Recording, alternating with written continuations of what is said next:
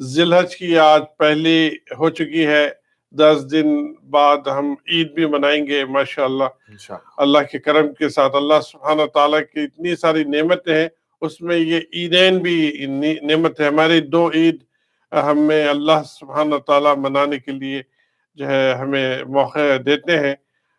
ابھی سے ہمیں اس کو غور و فکر بھی کرنی چاہیے اور اس کا اہتمام بھی کرنی چاہیے۔ اس سے پہلے میں آپ سے گزارش کرتا ہوں کہ قرآن کی کوئی تلاوت، اس کا ٹرانسلیشن، اس کے بعد پھر انشاءاللہ گفتگو جاری رہے گی۔ ضرور انشاءاللہ۔ اعوذ باللہ من الشیطان الرجیم، بسم اللہ الرحمن الرحیم۔ وَإِنَّ مِن شِيعَتِهِ لَإِبْرَاهِيمَ إِذْ جَاءَ رَبَّهُ بِقَلْبٍ سَلِيمٍ إِذْ قَالَ لِأَبِيهِ وَقَوْمِهِ مَاذَا تَعْبُدُونَ أَئِفْكًا آلِهَةً دُونَ اللَّهِ تُرِيدُونَ فَمَا ظَنُّكُمْ بِرَبِّ الْعَالَمِينَ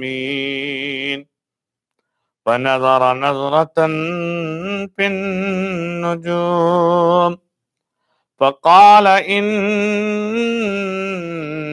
سَقِيمٌ فَتَوَلَّوْا عَنْهُ مُدْبِرِينَ فَرَاغَ إِلَىٰ آلِهَتِهِمْ فَقَالَ أَلَا تَأْكُلُونَ مَا لَكُمْ لَا تَنطِقُونَ فَرَاغَ عَلَيْهِمْ ضَرْبًا بِالْيَمِينِ فَأَقْبَلُوا إِلَيْهِ يَزِفُّونَ قَالَ تَعْبُدُونَ مَا تَنْحِتُونَ وَاللَّهُ خَلَقَكُمْ وَمَا تَعْمَلُونَ قَالُوا ابْنُوا لَهُ بُنْيَانًا فَأَلْقُوهُ فِي الْجَحِيمِ فَأَرَادُوا بِهِ كَيْدًا فَجَعَلْنَاهُمُ الْأَسْفَلِينَ وَقَالَ إِنِّي ذَاهِبٌ إِلَىٰ رَبِّي سَيَهْدِينِ رَبِّ هَبْ لِي مِنَ الصَّالِحِينَ فَبَشَّرْنَاهُ بِغُلَامٍ حَلِيمٍ فَلَمَّا بَلَغَ مَعَهُ السَّعْيَ قَالَ يَا بُنَيَّ إِنِّي أَرَىٰ فِي الْمَنَامِ أَنِّي أَذْبَحُكَ فَانظُرْ مَاذَا تَرَىٰ قَالَ يَا أَبَتِ افْعَلْ مَا تُؤْمَرُ سَتَجِدُنِي إِن شَاءَ اللَّهُ مِنَ الصَّابِرِينَ فَلَمَّا أَسْلَمَا وَتَلَّهُ لِلْجَبِينِ وَنَادَيْنَاهُ أَن يَا إِبْرَاهِيمُ قَدْ صَدَّقْتَ الرُّؤْيَا إِنَّا كَذَلِكَ نَجْزِي الْمُحْسِنِينَ إِنَّ هَذَا لَهُوَ الْبَلَاءُ الْمُبِينُ وَفَدَيْنَاهُ بِذِبْحٍ عَظِيمٍ وَتَرَكْنَا عَلَيْهِ فِي الْآخِرِينَ سَلَامٌ عَلَىٰ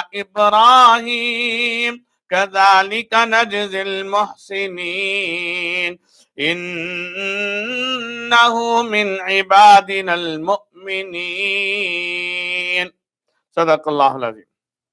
میرے دوستو اور ماں بہنوں، اللہ تعالیٰ اس میں صاف بتا رہے ہیں کہ کیسے جو ہے ابراہیم علیہ السلام نے کوشش کی اسلام کو پھیلانے کی اور اللہ کی وحدانیت کو بتانے کی، اور کیسے جو ہے ان کے ساتھ حالات پیش آئے۔ اس میں اللہ تعالیٰ سب سے پہلے کہہ رہے ہیں کہ بے شک اسی کے طریقے پر چلنے والوں میں ابراہیم علیہ السلام بھی تھے، کیونکہ اس سے پہلے نوح علیہ السلام کا ذکر ہے۔ اس میں نوح علیہ السلام نے 950 سال دین کی محنت کی، دعوت و تبلیغ کا کام کیا، ان کی قوم نے اس کو نہیں مانا، تو پھر اللہ نے ان کو فلڈ کے ذریعے سے پورے قوم کو، صرف جو لوگ ایمان لائے تھے ان کو چھوڑ کر سب کو جو ہے اللہ نے تباہ کر دیا. تو اس کے بعد اللہ تعالیٰ نوح علیہ السلام کے بعد ہی اس سورہ میں، سورہ صافات میں اس کا ذکر کر رہے ہیں ابراہیم علیہ السلام کا، کہ بھی ابراہیم علیہ السلام بھی نوح علیہ السلام کے طریقے پہ ہی چلنے والوں میں سے تھے. اور جبکہ وہ پاک دل سے اپنے رب کی طرف رجوع ہوئے، اور جبکہ اس نے مطلب ابراہیم علیہ السلام نے اپنے باپ اور اپنی قوم سے کہا کہ آپ کس چیز کی عبادت کرتے ہیں؟ کیا آپ جھوٹے معبودوں کو اللہ کے سوا مانتے ہیں؟ پھر آپ پروردگار عالم کی نسبت کیا خیال ہے آپ کا؟ اللہ تعالیٰ سے مطلب وہ اپنی قوم سے بات کر رہے ہیں ابراہیم علیہ السلام، اور پوچھ رہے ہیں کہ آپ جھوٹے جو معبود ہیں ان کی عبادت کرتے ہیں، تو پھر اللہ کے بارے میں آپ کا کیا خیال ہے؟ پھر انہوں نے ایک بار ستاروں میں سے غور سے دیکھا. پھر جو ہوا یہ کہ ان کو ایک میلہ تھا، تو اس میلے میں لوگ جو ہے کفر شرک کے ساتھ کئی جو ہے ایسی چیزیں کرتے تھے جو اللہ ان سے اللہ کی ناراضگی والے کام. تو ان کو اس کا آفر آیا تو انہوں نے کہا میں بیمار ہوں، فقال انی سقیم، کہ میں بیمار ہوں. پھر وہ لوگ جب چلے گئے تو بس وہ لوگ اس کے ہاں سے مطلب واپس چلے گئے تو ابراہیم علیہ السلام کے پاس ہے، تو انہوں نے ان کے معبودوں کو جو ہے پھر بس وہ چپکے سے ان کے معبودوں کے پاس گئے. پھر کہا کیا آپ کھاتے نہیں؟ مطلب ان سے پوچھا، معبودوں کے پاس ہوتا آپ تو جانتے ہیں کہ جو بت ہوتے ہیں ان کے سامنے لوگ کھانا وانا سب رکھتے ہیں، تو کھانا وہ سب کافی پڑا تھا. تو انہوں نے پوچھا آپ لوگ کیوں نہیں کھاتے ہیں اور آپ لوگ کیوں نہیں بات کرتے ہیں؟ اور پھر بڑے زور کے ساتھ جو ہے ان پورے بتوں کو توڑ دیا، اور توڑ کر ایک بت کے پاس جو ہے ایک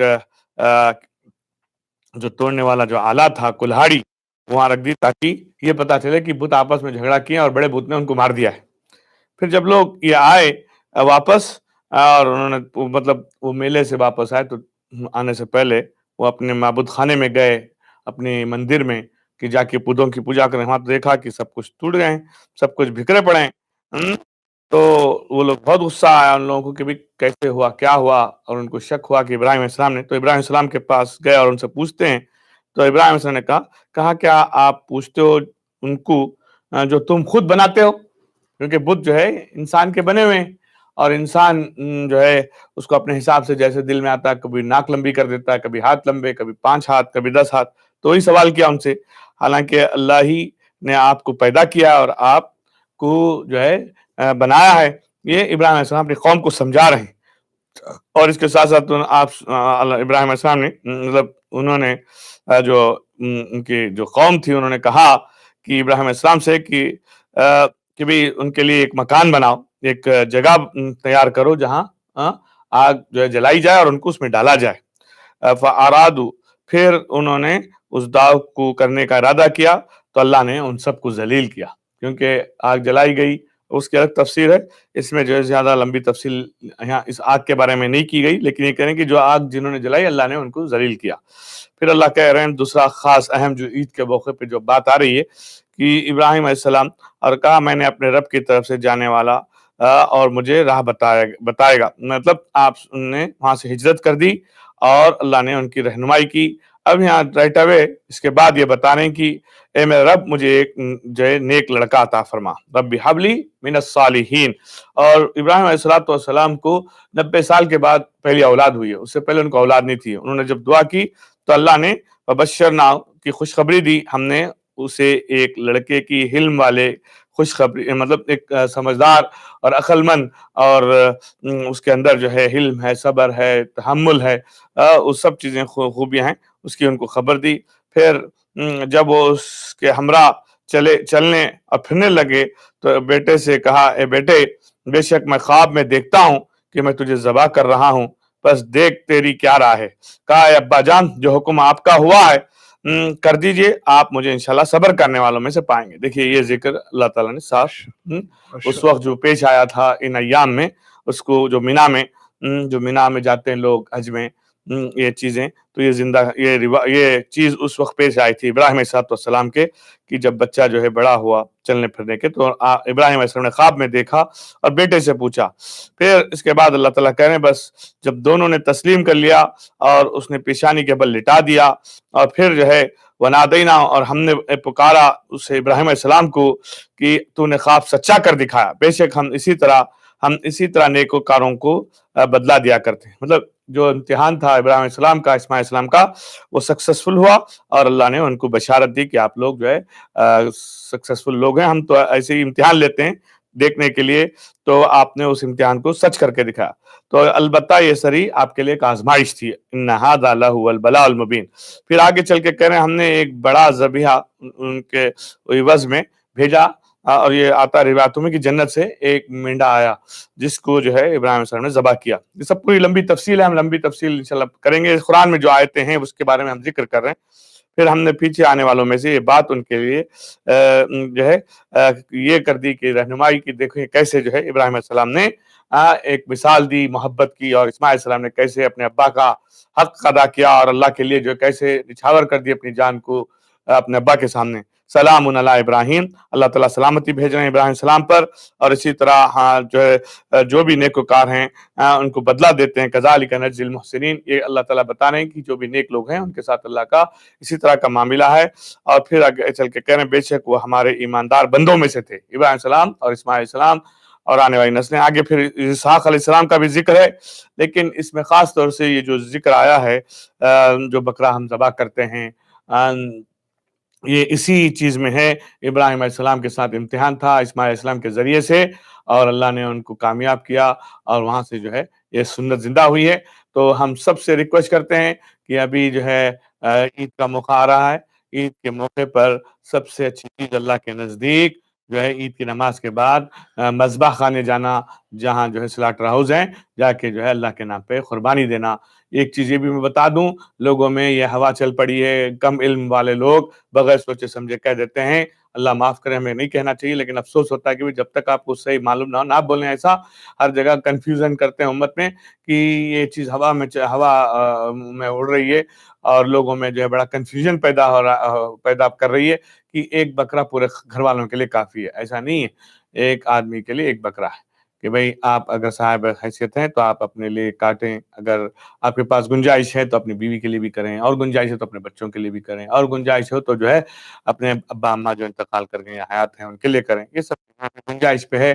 اور ایک آدمی اگر جو ہے خود سے اب اتنی گنجائش ہے کہ وہ 1 نہیں 10 کرنا چاہتا ہے، 50 کرنا چاہتا ہے، وہ بھی کر سکتا ہے، لیکن سب کچھ اللہ کے لیے، اللہ کی رضا کے لیے کرنا چاہیے، نام و نمود کے لیے نہیں کرنا چاہیے. یہ بھی ایک بڑا فتنہ ہے کہ آج کل نام و نمود ہو گیا ہر چیز. وہ میرا بکرا اتنا قیمتی، وہ اس کو میں نے بادام کھلایا ہے، یا میری گائے جو اتنی قیمتی اس کو میں نے جو ہے یہ پلایا ہے وہ پلایا ہے. یہ سب چیزیں نام و نمود سے اس کا فائدہ نہیں ہوگا. اور دوسری بات جو ہے سب آدمی، اب اس میں یہ نہیں ہے کہ جو زکوٰۃ دیتا وہی، زکوٰۃ کے علاوہ بھی، کیونکہ اتنے پیسے بکرے کے لیے کوئی بڑی یہ نہیں ہے نسبت، $500-600 کے اندر اگر آپ کے پاس گنجائش ہے تو ایک بکرا دینا چاہیے. اگر نہیں دے سکتے تو کوئی بات نہیں. اور اس انشاءاللہ کے پورے بات مسائل ہیں، جاری ابھی رہے مقصود گی. صاحب سوال کرتے ہیں، انشاءاللہ اس کا جواب دیں گے.